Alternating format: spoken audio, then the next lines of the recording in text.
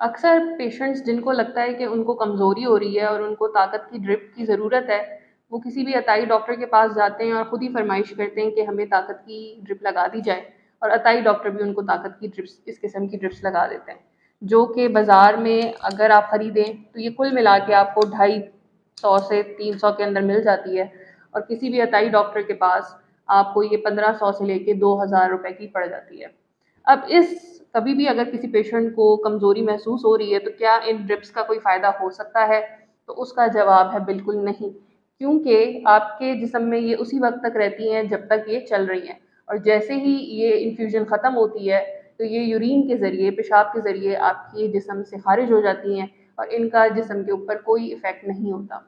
तो इसका सिंपल सा जवाब ये है कि इन ड्रिप्स के ज़रिए ताकत बिल्कुल नहीं आती है। ये सिर्फ़ उन सूरतों में लगाई जाती है कि जबकि बहुत ज़्यादा सीवियर डिहाइड्रेशन हो रही है, किसी सूरत में आपके जिस्म के अंदर नमकियात की कमी हो चुकी हुई है, या किसी तरीके से ब्लड लॉस हो रहा है, तो उस सूरत में जो है ये ड्रिप्स लगाई जाती हैं और उस वक़्त ये बेनिफिशियल होती हैं। तो कभी भी डॉक्टर के पास जाके अपनी खुद से फ़रमाइश ना कीजिए, जो डॉक्टर आपको प्रिस्क्राइब कर रहा है उस पे जो है वो ट्रस्ट कीजिए और इन ड्रिप से इज्तनाब करें।